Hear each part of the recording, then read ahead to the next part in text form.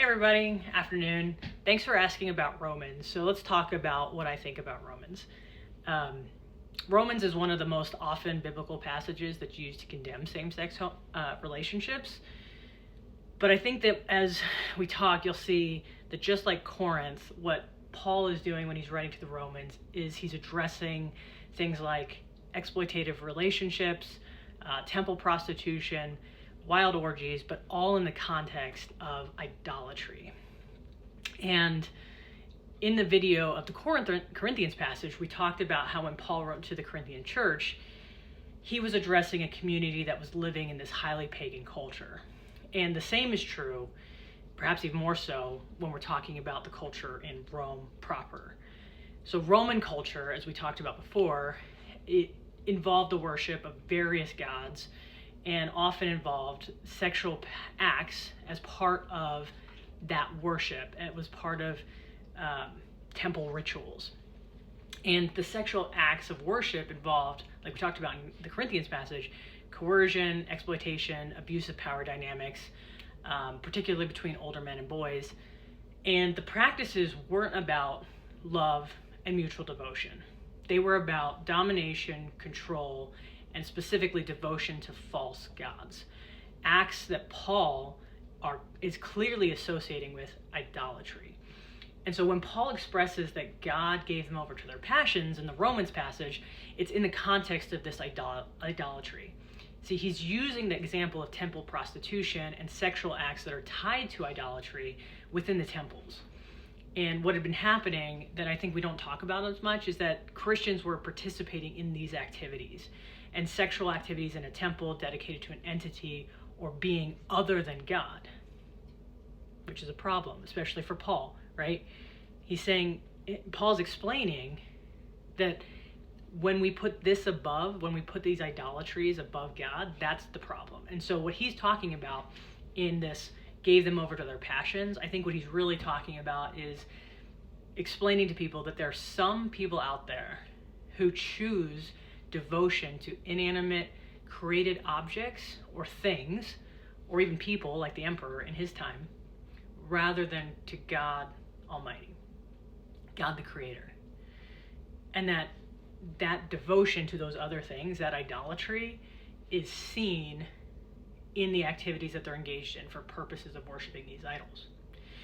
Now, I think it's also hard for us moderns to understand idolatry because we don't have temples, right? In the same way that they had in Rome, we don't go to places to worship false gods in the same context that they had in Rome. So I think it's hard for us to understand that. But I also think that there is still idolatry that happens today. And I think Tim Keller does a really good job of helping us to kind of think through what does idolatry look like today in his book, Counterfeit Gods.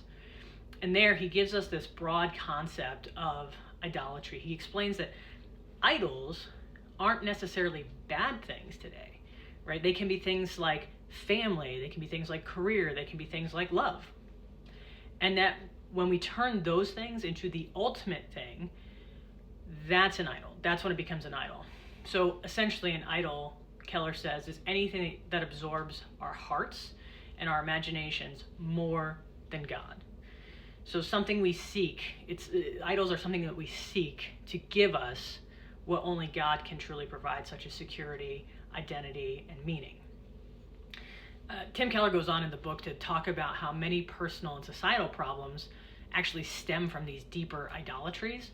For example, he talks about how greed isn't just about wanting more money, it's about making wealth an idol that promises control, significance, power, meaning, right? These are things that we're seeking through money.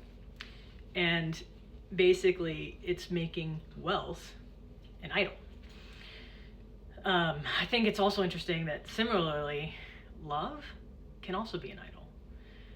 Romantic love can be an idol that can lead to unrealistic expectations and disappointments, which inevitably fall short of the things that we long for and for God.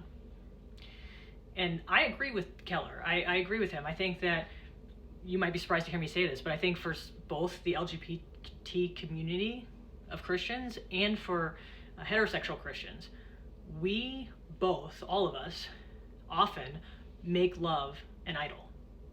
We do. We make love an idol. And when our sexuality and our lusts absorb our hearts and imaginations more than God, it becomes an idol. But I want to be really clear about this. That does not mean that being gay or lesbian is idolatry. It does not mean that being in a same-sex, monogamous, sacrificial relationship, loving relationship, where we put our partner or spouse, our person's needs ahead of us and live self-sacrificially for them, that's idolatry. So when I read Romans, I actually use it now as a self-check on myself. And what I ask myself is, am I focusing on something other than God? Am I viewing my relationships? Am I using my relationships to serve me? Self-serving. Am I using other people for my own wants, desires, needs to their detriment and harm? Am I acting in the same way that those in the Roman culture that Paul's addressing? Am I being exploitative? Am I being coercive? Am I being abusive in my love towards others, in my so-called love? I would say that's not love, to their detriment and harm. So what Paul is talking about is, again, this concept of idolatry. Are we putting these things ahead? Are we putting ourselves ahead of God and what he talks about? And another thing that also gets thrown out in Romans a lot is the word unnatural. So let's talk about that really briefly. Paul uses this term, unnatural. But I think it's really interesting, and we don't talk about this. Paul uses the exact same term, unnatural, in Romans 11. And in Romans 11, there he's talking about how it is unnatural for God to include the Gentiles in salvation. That is something we don't talk about. So what does this mean?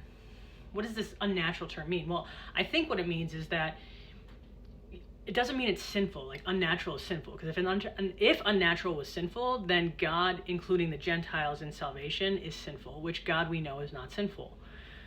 So I think what it means is that it means something unexpected, outside of the norm. And this is who God is. God doesn't act the way we think he should. His ways are higher than our ways. So at the end of the day, when we look at the historical context and the terms that Paul's using and look at that across the context of all of his messages to Rome and the Romans, I think it becomes clear, at least for me, that Paul's focus is not on same-sex relationships in a monogamous, self-sacrificial way. What Paul's talking about is people who are consumed by excess passion because they're acting in a way that is following some sort of idol. That's not healthy. That's not a good relationship. That's not loving, truly loving. And by loving, I mean self-sacrificially for the betterment of the other person.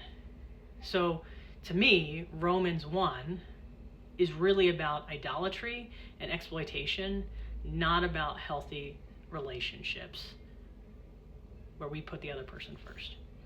So thanks for listening. If you're curious about more, follow me as we continue on this journey. And remember that with God, each of us is safe, wanted, and loved. Have a great day, everybody.